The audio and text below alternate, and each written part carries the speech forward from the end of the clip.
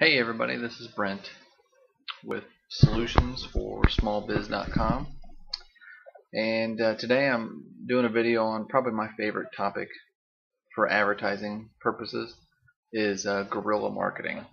And if you check out my website, you'll see I found a really cool picture. You have to go to the site to see it. It's under guerrilla marketing. It's really funny. Anyway, the reason this is probably my favorite topic is because I relate to it very well, because I made the same mistake a lot of people make when I started my first business years ago, which means that I took all the money I had, everything I had. I got a small business loan, and I took everything I had to get started, and it didn't leave me a lot of money to advertise my business. And if you've read any of my articles on my site, you know that the key to building a successful small business is finding ways to advertise somehow, some way. If you do it just on referrals, you're not going to make it. Anyway, the reason that guerrilla marketing can be effective is because you can do so many different things very inexpensively. So your traditional marketing, your TV, your radio, your newspaper, all the things that take a lot of money up front, or more money than most. It's hard to do, especially if you're first starting out and you've just started your business and you didn't in your business plan you didn't put together or put aside a good marketing campaign or funds in there for advertising. So you got to do it somehow, and so it's a great way to do it on a small budget. And the first thing that I did, and what I really like doing, is flyers, for two reasons. Number one, it's relatively inexpensive. You can develop your own flyer and print them up, and you don't have to do color if you don't want to. Nowadays, you can do I think some things online. You can get some pretty inexpensive flyers, even in color. But I would make as many as I could every week. And maybe that was only 20, okay, or 15 or 10 or 50 or whatever you could make. And I would do whatever I could to find places that I could put flyers up on a consistent basis. I had a great place. It was a state office building. There's 13 floors. So every week I would go in and I would take those flyers. A lot of them were already gone, and so I'd put them back up. And I can't tell you how many clients I got from that, just from finding a place where I could constantly put flyers. And also, coffee shops are a good place. Some fast food restaurants will have a little small business bulletin board. It's going to take some time. You have to find 10 to 20 of those, and it took me a while to figure out where those bulletin boards were and where I could put stuff. But once you find those 10 to 20 bulletin boards, you can constantly be putting flyers up there, and they have there's constant traffic in front of those flyers. It's a great way. You'd be surprised how many flyers will come floating through that door, especially if you put an offer on that. So what I mean by flyer is you got to be creative too. You don't want to write a book on there, because people aren't going to write a book. And if you're not that creative, find someone that is creative that can help you develop a flyer with pictures, your logo, just a real simple offer, just a real quick thing about, just a real quick paragraph about what your business is and what you sell. Don't go into a 3-page summary on your business. Your logo, what you do, get people to look at it and say, man, that's pretty cool, and go over there and take it with an offer on it to come into your store. So you do that, you set up 10 to 20 places. I guarantee you'll increase business. I guarantee you will increase your business by doing that. It's a no-brainer. Also, the next thing is business cards.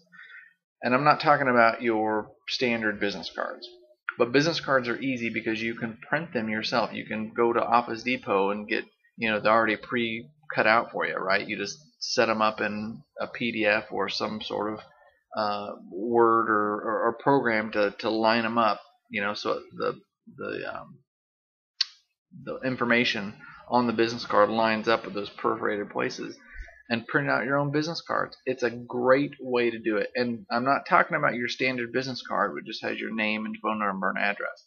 I'm talking about a business, and again, this is being creative. So if you're not the creative type, find someone that's creative, because I guarantee it'll benefit you.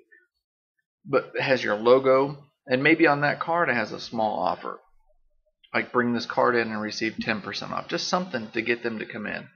But the key to this is business card. Flyers, you can have 10 or 20 places and you can leave those flyers everywhere. Business cards, you can print out hundreds of them and leave them everywhere. Everywhere.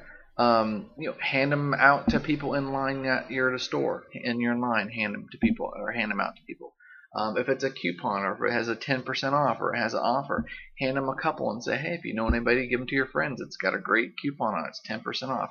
Whatever do, but hand them out everywhere. If you're getting gas and someone's right next to you at the gas station, hand those cards out everywhere. Leave them on tables. If you go to a restaurant, leave that card out on the table. That is marketing to what are the words I'm looking for?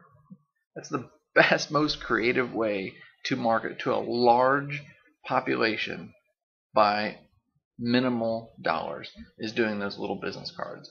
So I think that, but again, make sure you have an offer on the back, on the front, or on the back, because you can print them off front and back. So you have an offer that's an incentive for them to see that and like, oh, okay, there's an offer on that, to hold on to that card, because that way they won't forget you and they'll come into your store. And a lot of times those people that come into your store, those are first time users. Those are the first time they've ever heard of your store, or they've heard of it. That's the first time they're going to go into your store. So that's a great way to do that. I'm going to go back for a second because I forgot to tell you something too about flyers, which is also a great way to, I talked about finding 10 or 20 places to figure that out, or to put flyers.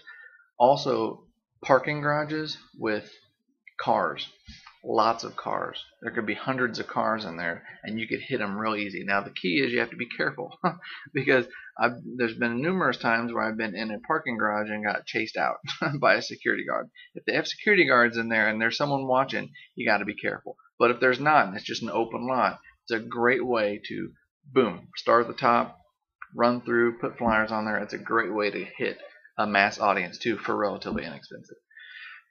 Okay, the third thing is trade shows. Now, I know what you're thinking. I'm not doing trade shows. I don't know what I'm doing. It's very intimidating. When I first started doing trade shows, it was very intimidating. Researching them, finding out, what are the best ones in your area. Maybe you're in a big city and there's a ton of them. Where I'm from, there's, it's maybe 150,000 people, so there's not, a plethora of trade shows. But there was enough, throughout the year where I could pick and choose. And you gotta be careful about how much you want to spend for a trade show. Sorry, I've got a big itch right on my shoulder. It's driving me crazy. You have to be careful and choose the one that, I wouldn't spend more than usually $400 on a trade show for the weekend, with a minimum of 2,000 to 3,000 people coming through that weekend. That's decent. You may not think, well, that's not a lot of people. That's still quite a few people. The places that get 10,000 through there, a lot of times they're going to charge you more than $400. So you want to get, $300 to $400, maybe $500 for a weekend. Most of them are setting up Friday, and then it's a Saturday, Sunday deal. But trade shows, you would be surprised, because what you find is it's a great way to a ton of people that probably don't know about you. If you have just information, it's a great way to hand out information. But if you have product, you can actually set up. But the key is you also have to have a really good setup. You have to attract people over to your booth, because most of them are just like little 10 by 10 sections. Okay, you have to make it attractive so people want to come over to your booth.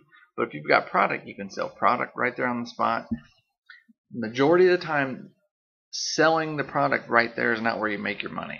It's where you're interacting and talking with people. Now, trade shows, the thing I see a mistake made all the time in trade shows, they set up a booth and they just kind of sit back by the wall and just watch people come by, and they'll take, brochures or whatever you have on the table, and that's all they're doing. You can't do that. If you do that, you will fail at trade show. You won't make any money. What you need to do is be interactive with people, standing out front, handing out flyers. Don't wait for them to take flyers. Hand out brochures. Talk to them about your business. Hand out an incentive for them to stop by your store. Say, yeah, stop by my store. Make sure you hold on to this, and have a special offer for them. Trade shows are very intimidating when you first start, but once you find a couple, 2, 3, 4 throughout the year that you like, maybe it's just a couple, maybe it's just 1 or 2 that you really like, you can really use that to a benefit every year, give you a little boost in sales in certain times of the year. They are very beneficial. I know a lot of times you think that it can be very intimidating, but trust me, once you get past that intimidation factor, the trade shows can be very beneficial. I'm kind of running out of time, so I'm going to finish up pretty quick because I'm over 10 minutes. But joining professional organizations. Every professional business organization, they offer usually different kind of advertising opportunities for you. And just being a member will put you in good standing as a small business. So that's a great way to do it. Vehicle advertising, and I'm talking about maybe just your website on the back of your window. I'm talking about just maybe a magnet to put on the side. You think it's funny, and I know you're laughing right now. You're like, I'm not doing that. It's crazy. Think about where you drive in the city. Okay, you can go down to your local sign shop, get one of those magnets that you put on the side of your car with just your logo and your address, or your logo and your phone number. You'd be surprised. People will call that. It's crazy. So, but you don't have to do a full vehicle wrap, but think about doing some vehicle advertising. I know you think I don't want that. Well, get the magnet. That way it's not on your car all the time, which I think you're kind of not. If you're going to do advertising on your vehicle, you should leave it on there all the time, but a magnet is a great way to do it. And last is community involvement. And I think this is a huge one too, because visible, tangible involvement in your community, it's just good PR, but it's more than good PR. It can also be very effective small business advertising. So choose a charitable organization or something that you can get involved in where people see you actively participating and they know who you are, because that word spreads very fast. I know a lot of you think, well, I'm not sure who to choose or what I would choose. Take some time, research it, find somebody that you can volunteer with. They will know your business, and I guarantee you they will talk to their friends about that too. So being involved in your community is very, very important. So, okay, deep breath. These are just some of the basics of guerrilla marketing. If you do all of these are very inexpensive ways for you to advertise your business. You don't have to have that $1,000 a month advertising budget just yet. You need to advertise. You need to get to that point where you can do that TV, that radio, that other things that you can be very consistent. But if you're just starting out and you're really struggling, you just can't do that just yet, do these, build up some money, and then check out my site, look at some other advertising tips that we're doing too, that I've given you. But you can do that, and guerrilla marketing is a great way and a great place to start. So until next time, have a great day and take care.